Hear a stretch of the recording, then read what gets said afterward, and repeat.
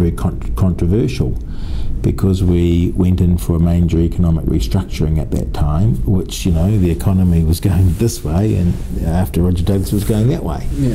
And that was controversial, and that remains controversial. Interestingly, John Key and Helen Clark all say that they're opposed to Roger Douglas's policies. Neither of them have changed them. Yeah. You know, Roger Douglas's policies are still in place. His concern is that we have a bunch of politicians now who are just sticking with the status quo, and the status quo isn't working for New Zealanders. We could do so much better, and that's why he's come back. Politicians are basically not prepared to sort of stand up and say, here's what I stand for and here's what I believe we should do. Roger Douglas principled politician. Is a principled politician. In 2003, ACT wanted to send New Zealand troops to Iraq. Now 5 years on, do you wish we had? No, I think it was something that Helen Clark was right about and we were wrong about. Why should the public trust ACT under a national-led coalition not to send troops off to the next US-led war in Iran, say? Are you committed to working with the UN in that respect? Oh, I don't think we should just accept what the UN says, but I think the one thing that people can say about ACT is we've proved very trustworthy. I don't think there's an argument about us being dishonest. And I think it's probably our honesty that makes it hard for us. Yeah. Other politicians tend to slip around a bit. I think it was a tough call about whether to send troops or not. You'll notice the National Party have been all over the place. Helen Clark, in a funny way, has been all over the place on it too. But we've said yes, we said that, we were wrong, and thank goodness. But it's the benefit of hindsight. But I'm always prepared to admit a mistake. And I think, in hindsight, it was fortunate that Helen Clark didn't send troops. Has that changed your perspective of the New Zealand-US relationship? I mean, previously we supported them in other conflicts in Vietnam. Do you think that relationship has changed now from ACT's perspective? I've always had a view with any relationship with another country that it should be positive and built around economics. So I'm a big believer in getting as close as we can to other countries, China, the United States, you name it. Second of all, I always believe that we should operate a defence policy that says just because someone else goes doesn't mean that we go, that we should evaluate it from our point of view. But I also believe in collective security, and I think if the chips are down, our friends are going to be found in Australia, the United States and in the United Kingdom. I think that's an historical thing, and I think that will continue into the future. Doesn't mean that where they go we have to go, as the National Party alleged. Yeah. Would you like to see us actively strengthening our military alliances through training exercises with this? Indeed. Yeah, more so than we are at the moment? And I think that's important because our defence policy, I think, is a bit chaotic. Or lacks rationale. You know, here we are, a small country with basically a small military.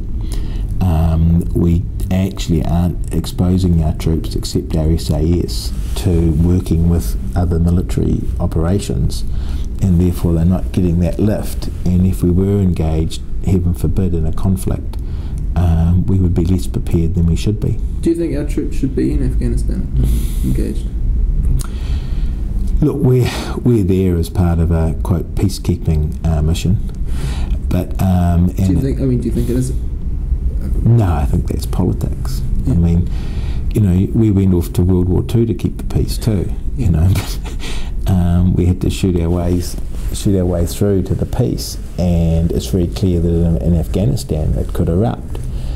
Fortunately, we haven't had that, as far as we can tell. Maybe our SAS have been engaged a bit, but I think our military, truthfully, are overstretched, and I worry about them being overstretched, because if we are engaged in a operation like in Afghanistan, then it would be great if we were training with the people too. Do you think they're overstretched at this point, even though we only have a relatively small number of troops in Afghanistan? They're overstretched around the world, and for their lack of experience in working with the Australian and the US military. Do you think that America's ongoing involvement in Iraq is justifiable, morally justifiable? Do you think they should still be in Iraq?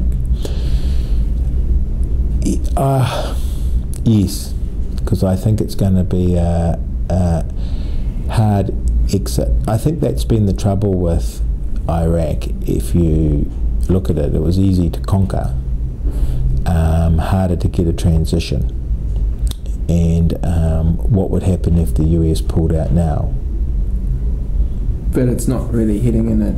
I mean, do you think it's heading in a direction that towards stability at the moment? I don't know. Yeah.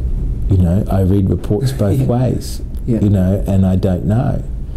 And it's a very, very, very tough call. And I mean, I don't think it's easy. You know, when you see atrocities in another country,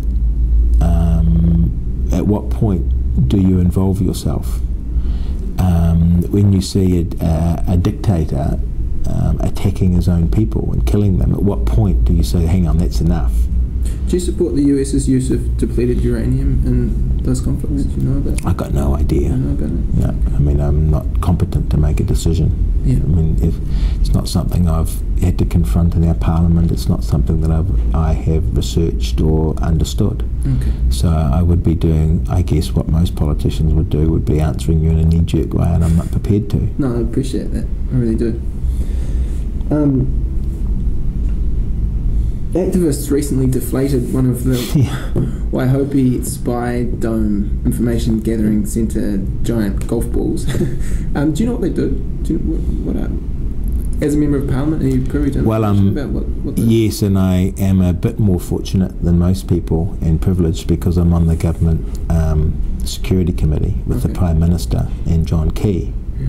So we oversee the Government Communications Security Bureau and the SAS.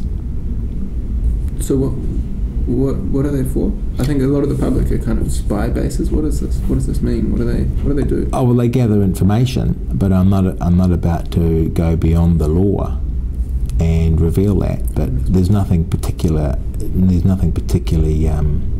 scary about them. It's just that the way the Parliament is set up and the arrangements that we have with other jurisdictions for the trading of intelligence information requires some secrecy. We provide the information to our allies about it. Well, actually, it works more the other way. Okay. Because, you know, we're the net gainers of that. Think of it like this. I have to say, I've been sitting on the committee. I have been very impressed with the operation. Yeah. And sadly, and I think everyone admits this, there are some scary people wandering around the world. We like to know if they come to New Zealand. The protesters, I think, said that the information was being provided to the US to help them fight their, quote, war on terror. I see they said that. Is it possible to fight a war on an emotion? do you think the war on terror is a realistic approach to the challenges facing the international community? I have opposed, to answer your question, I guess I'm not answering your question directly because it's too wide. Yeah. I don't like the phrase war on terror. Yeah. I mean, that's it's like the war on drugs, you know, a war on poverty. I mean, I don't know what it means, so it's hard for me to answer. Yeah. I've also opposed in our parliament incursions by the government that would diminish our individual rights because of the war on terror. Yeah. So I think there's a danger that we have that we're getting so upset and frightened by the, quote, terrorist threat that we're surrendering our basic rights, our rights to our privacy, our rights to free movement. And I have opposed each and every one of them. I've actually stood side by side with the Greens, amazingly. So I do worry about that because ultimately the most important thing is that we have a state that protects our rights, not takes them off us. And that's what's happening often on this, quote, what you're describing as the war on terror in the US and in other jurisdictions. However, I do believe, not just terrorists, but I do believe that there are some scary people wandering around the world. Yeah. Don't you? Yeah, absolutely. And some are in power and some aren't. Yeah. Well, the ones that are in power are particularly scary because they have access to a greater amount of resources.